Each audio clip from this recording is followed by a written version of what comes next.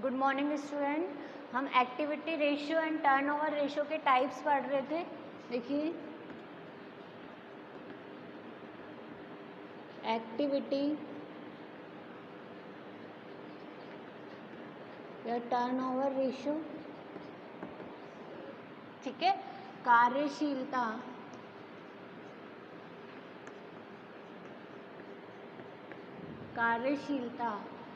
या आवर्त अनुपात, एक ही नाम है दोनों का, आवर्त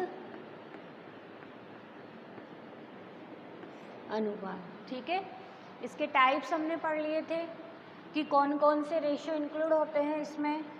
तो ठीक है, फर्स्ट हमने पढ़ा था फिक्स एसेट टर्नओवर रेशियो,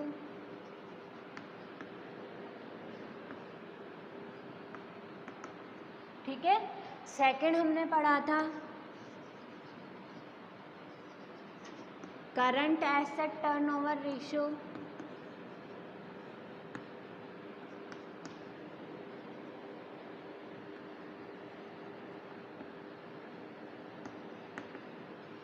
ठीक है। इसी तरह थर्ड हमने पढ़ा था वर्किंग कैपिटल टर्नओवर रेशियो,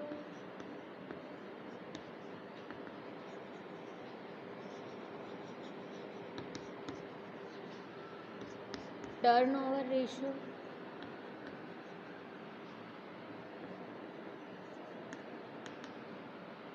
ठीक है। फिर हमने पढ़ा था stock turnover ratio,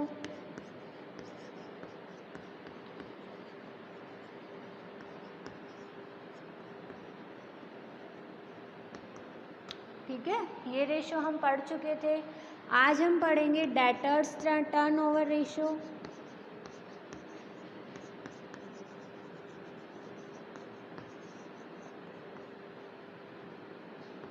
turnover ratio और क्रेडिटर्स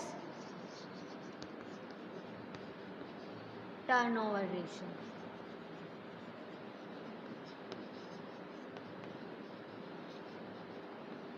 ठीक है। अब देखिए, यदि हम बात करें डेटर्स टर्नओवर रेशियो की, कि डेटर्स टर्नओवर रेशियो का फॉर्मूला क्या होता है, कैसे निकाला जाता है डेटर्स टर्नओवर रेशियो।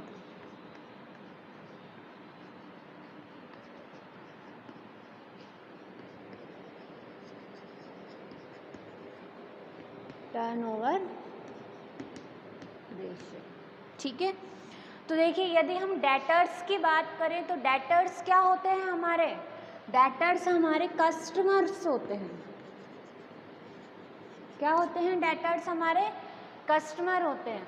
किसी भी संस्था में दो तरह के कस्टमर्स पाए जाते हैं, एक वो जिन्हें हम कैश में सेल करते हैं, ठीक है, और एक वो कस्टमर जिन्हें हम क्रेडिट सेल करते हैं, यानी जिन्हें हम उधार माल बेचते हैं। तो डेटर्स कौन है, डेटर्स वो वाले कस्टमर हैं जिन्हें हम उधार माल बेचते हैं, ठीक है। डेटर्स कौन से वाले कस्टमर हैं, जिन्हें हम उधार माल बेचते हैं, ठीक है। आ जाते हैं हम इधर। तो मैंने पहले ही आपको बता चुकी हूँ फॉर्मूले को देख के, ठीक है, फॉर्मूले के नाम से ही, ठीक है, उसके बारे में पता चल जाता है। तो जैसे टर्नओवर एंड डेटर्स, ठीक है, रिलेशन किससे बनाना है, टर्नओवर, और टर्नओवर का मीनिंग हमने यहाँ पे क्या लिया था, सेल्स लिया था, ठीक है। और रिलेशन बनाना किसके साथ है, तो किसके साथ बनाना है, डेटर्स के साथ रिलेशन बनाना है। लेकिन यहाँ पे हम सेल्स यूज नहीं करेंगे, ठीक है, क्योंकि टोटल सेल्स में तो कैश सेल्स भी इंक्लूड है, ठीक है, और क्रेडिट सेल्स भी इंक्लूड है, ठीक है। यहाँ पे हम कौन सी सेल्स यूज करेंगे, यहाँ पे हम नेट क्रेडिट सेल्स यूज करेंगे, नेट क्रेडिट सेल्स यूज करेंगे, ठीक है। यानी डेटर्स का कनेक्शन किससे बनाना है, डेटर्स का कनेक्शन नेट क्रेडिट सेल से बनाना है। तो आ जाते हैं हम फॉर्मूले में। देखिए, यहाँ पे हम लिख देंगे नेट क्रेडिट सेल्स, ठीक है। अब हमें क्या लेना है, डेटर्स, लेकिन हम खाली डेटर्स नहीं लेंगे, डेटर्स की जगह क्या लेंगे, एवरेज अकाउंट रिसीवेबल्स। और इस रिसीवेबल्स में क्या क्या शामिल है, इस रिसीवेबल्स में डेटर्स भी शामिल है और बिल रिसीवेबल भी शामिल है। ठीक है, कौन कौन शामिल है, एक डेटर शामिल है, एक बिल रिसीवेबल। बिल रिसीवेबल कौन से ग्राहक होते हैं, जिनसे हम पर्ची साइन करा लेते हैं, ठीक है, जैसे बिल्स ऑफ एक्सचेंज। तो यहाँ पे हम दोनों लेंगे, ठीक है, डेटर्स का एवरेज भी लेंगे और बिल रिसीवेबल का एवरेज भी लेंगे। क्यों, क्योंकि यदि हमने मान लो बिल रिसीवेबल को नहीं लिया, बिल रिसीवेबल को हमने छोड़ दिया और खाली डेटर्स को ले लिया, तो ग्राहक तो हमारे बिल रिसीवेबल भी हुए। यदि ग्राहक हमारे बिल रिसीवेबल हुए और उनको हमने छोड़ दिया, ठीक है, तो संस्था को क्या होगा, लॉस होगा। इसलिए हम डेटर्स और बिल रिसीवेबल दोनों को हम शामिल करते हैं। ठीक है, तो यहाँ पे डेटर्स टर्नओवर रेशियो का फॉर्मूला क्या हो जाएगा, net credit sales upon average account receivable. ठीक है, अब हम देखेंगे कि नेट क्रेडिट सेल्स कैसे निकलती है। तो देखिए, यदि हम बात करें नेट क्रेडिट सेल्स की, क्रेडिट सेल्स की, तो देखिए टोटल सेल्स में से, टोटल सेल्स में से यदि हम कैश सेल्स लेस कर देते हैं, क्या कर देते हैं, कैश सेल्स लेस कर देते हैं, ठीक है, और उसके साथ हम सेल्स रिटर्न भी लेस कर देते हैं। क्या कर देते हैं, सेल्स रिटर्न्स लेस कर देते हैं, तो हमारी क्या निकल के आ जाएगी, हमारी नेट क्रेडिट सेल्स निकल के आ जाएगी। ठीक है, इसी तरह देखो, यदि हम बात करें एवरेज अकाउंट रिसीवेबल की, कि एवरेज अकाउंट रिसीवेबल कैसे कैलकुलेट होंगे। तो एवरेज का मतलब क्या है कि जब दो या दो से ज़्यादा मदें होती है तो हम एवरेज निकालते हैं। ठीक है, तो देखिए इसमें क्या आ जाएगा, opening debtors plus closing debtors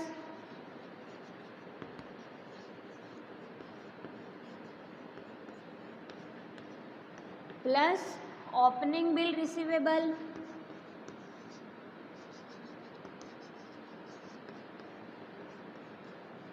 और प्लस क्लोजिंग बिल रिसीवेबल।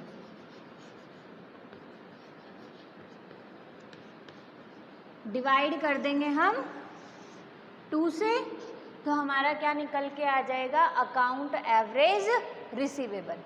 ठीक है, और यदि क्वेश्चन में आपको देखिए, यदि क्वेश्चन में आपको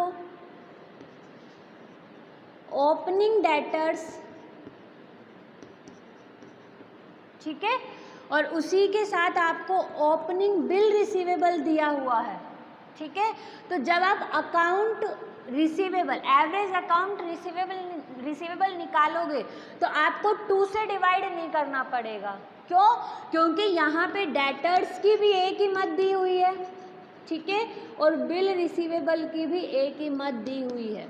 ठीक है, तो यदि ओपनिंग डेटर्स दिया हुआ है और ओपनिंग आपका बीआर दिया हुआ है या क्लोजिंग बीआर दिया हुआ है, यानी एक एक ही मद दी हुई है, एक एक ही अमाउंट दी हुई है, ठीक है, तो एवरेज अकाउंट रिसीवेबल निकालते समय हम 2 से डिवाइड नहीं करेंगे, हम क्या करेंगे, डेटर्स प्लस बीआर, तो वही हमारा क्या होगा, वो हमारा एवरेज अकाउंट रिसीवेबल होगा। इसको नोट कर लीजिए।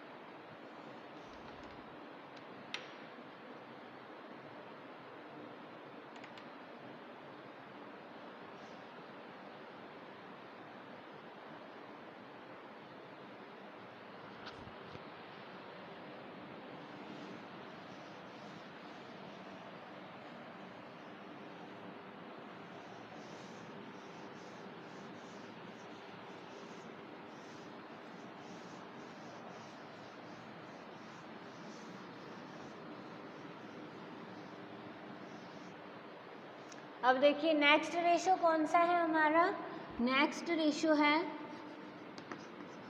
Creditors turnover ratio.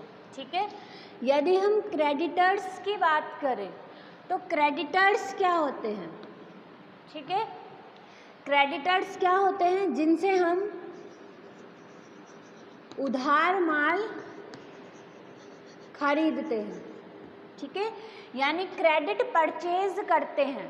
ठीक है, वो क्या कहलाएंगे, क्रेडिटर्स कहलाते हैं। ठीक है, एक कौन होते हैं, जिनसे हम नगद में सामान खरीदते हैं, और एक जिनसे हम उधार सामान खरीदते हैं। तो जिनसे हम उधार सामान खरीद रहे हैं वो क्या हो गए, क्रेडिटर्स हो गए। ठीक है, तो यहाँ पे भी क्या लेंगे हम, यहाँ पे भी हम क्रेडिट परचेज लेंगे, लेकिन यहाँ पे हम सेल से कनेक्शन नहीं बैठाएंगे, यहाँ पे हम किससे कनेक्शन बैठाएंगे, यहाँ पे हम परचेज से कनेक्शन बैठाएंगे। और कौन सी परचेज से कनेक्शन बैठाएंगे, नेट क्रेडिट परचेज से कनेक्शन बैठाएंगे। तो देखिए फॉर्मूला हो जाएगा आपका net credit purchase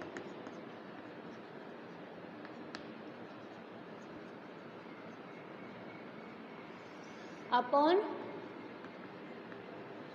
average account payable. ठीक है, यहाँ पे पेएबल क्यों आ रहा है,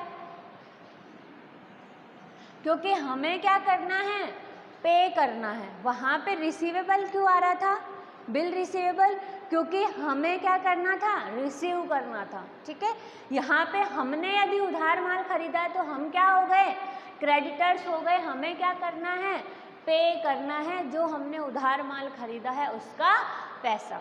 ठीक है, तो यहाँ पे देखिए यदि हम नेट क्रेडिट परचेज निकालेंगे तो नेट क्रेडिट परचेज कैसे कैलकुलेट होगी, नेट क्रेडिट परचेज कैसे कैलकुलेट होगी, टोटल परचेज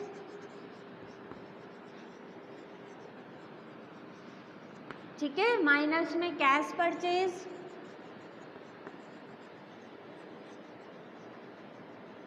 और माइनस कर देंगे purchase return.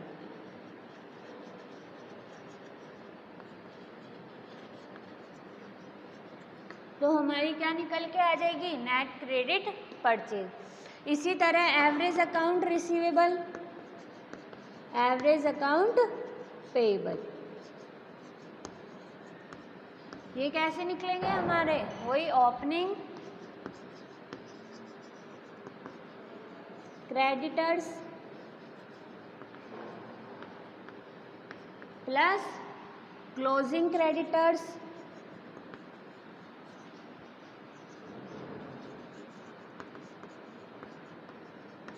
Plus opening bill payable और प्लस क्लोजिंग बिल पेएबल और डिवाइड कर देंगे अपन 2 से। ठीक है, नोट कर लीजिए इसको।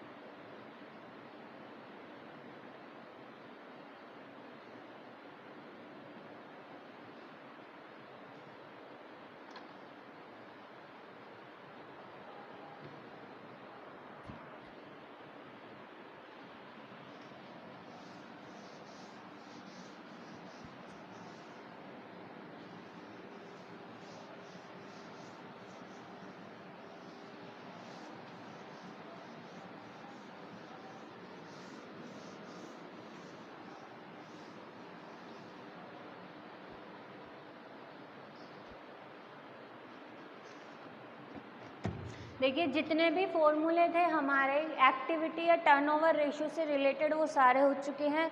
अब हम प्रैक्टिकल पोर्शन की तरफ चलेंगे कि एक्टिविटी या टर्नओवर रेशियो के न्यूमेरिकल क्वेश्चंस कैसे हम निकालेंगे। तो देखिए फर्स्ट क्वेश्चन है आपका ओपनिंग स्टॉक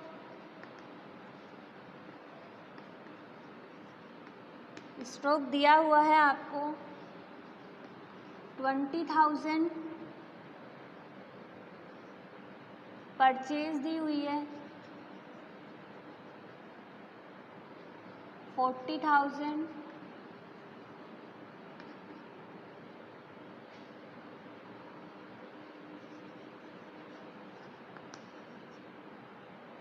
कैरीज इन वॉर्ड दिया हुआ है 5,000, सेल्स दी हुई है आपको 75,000 और क्लोजिंग स्टॉक गिवन है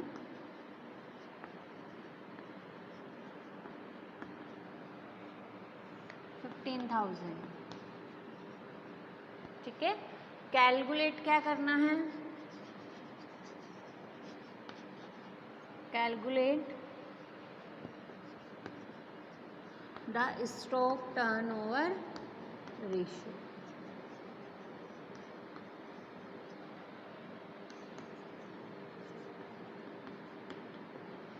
ठीक है,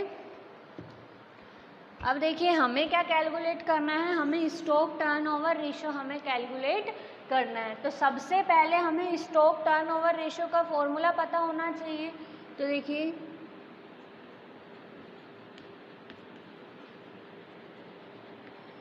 स्टॉक टर्नओवर रेशियो, इसका फॉर्मूला क्या था, COGS अपॉन एवरेज स्टॉक। ठीक है, और COGS की फुल फॉर्म क्या थी, कॉस्ट ऑफ गुड सोल्ड। ठीक है, अब यदि हम बात करें COGS की कि COGS कैसे कैलकुलेट करेंगे, तो जब भी हम क्वेश्चन करेंगे, ठीक है, तो उसके साथ साथ हम वर्किंग नोट बनाते हुए चलेंगे। ठीक है, क्या बनाएंगे, वर्किंग नोट। तो देखिए सबसे पहले हम कैलकुलेट करेंगे COGS। अब COGS कैसे कैलकुलेट कर रहे थे अपन, opening stock plus purchase plus direct expenses minus closing stock. ठीक है, तो देखिए ओपनिंग स्टॉक कितना है हमारा 20,000, इसी तरह परचेज कितनी है हमारी 40,000। ठीक है, डायरेक्ट एक्सपेंसेस में क्या आ जाएंगे हमारे, कैरीज इनवॉल्व आ जाएंगे, ये कितनी है 5,000।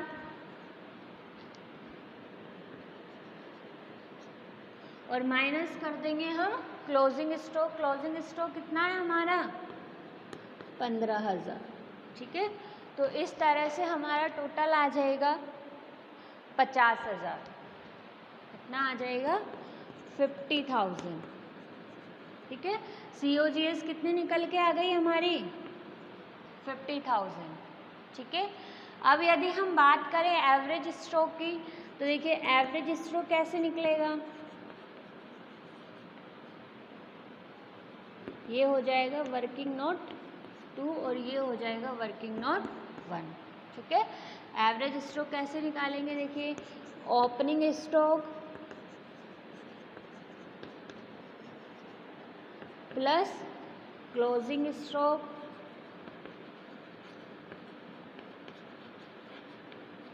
Divided by 2। ठीक है, तो ओपनिंग स्टॉक कितना है हमारा 20,000,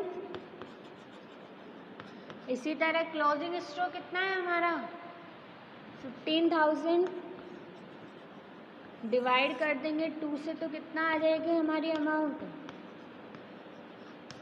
17,500।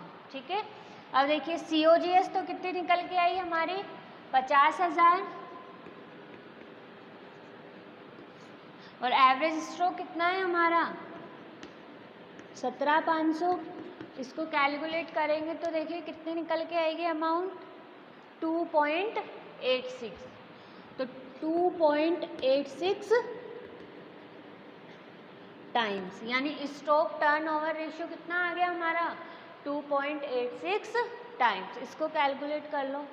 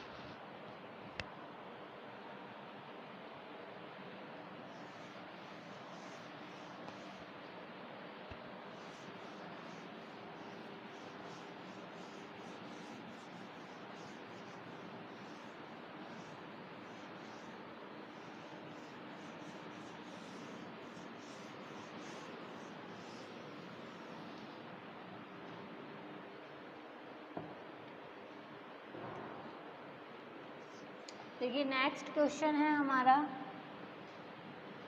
Opening stock,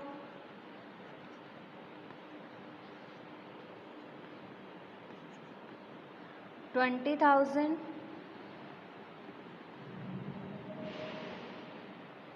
closing stock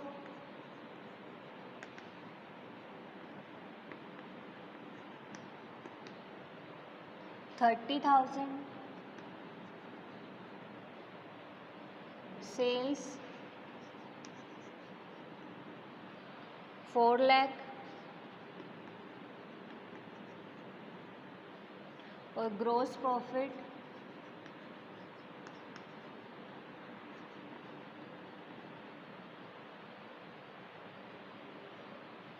30% of sales.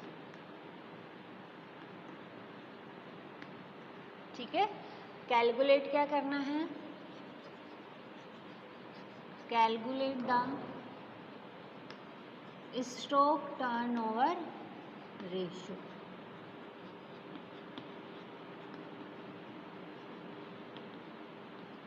ठीक है, देखिए यदि हम बात करें स्टॉक टर्नओवर रेशियो की, ठीक है, स्टॉक टर्नओवर रेशियो, तो स्टॉक टर्नओवर रेशियो का फॉर्मूला क्या है, वही COGS अपॉन एवरेज स्टॉक।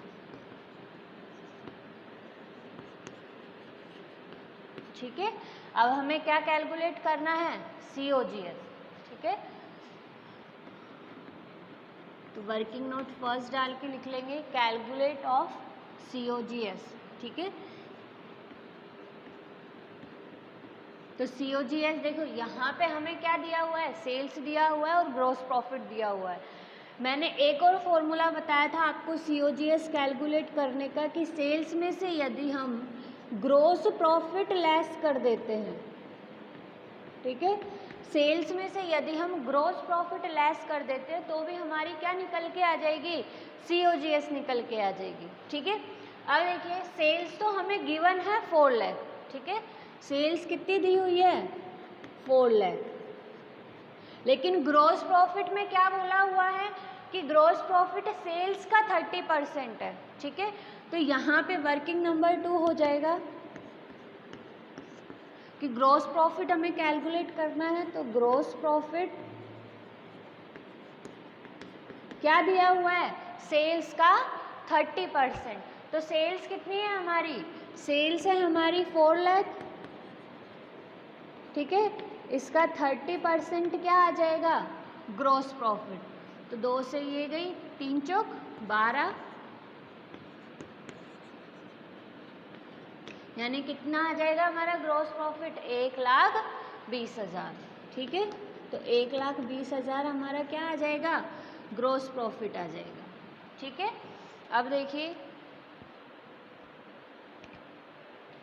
इस तरह से COGS कितनी आ जाएगी हमारी, 2,80,000 रुपये, ठीक है। अब हम क्या निकालेंगे, एवरेज स्टॉक। तो एवरेज स्टॉक कैसे निकालेंगे, देखिए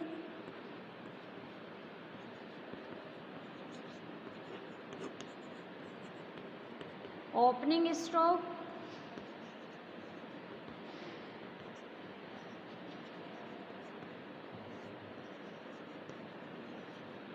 प्लस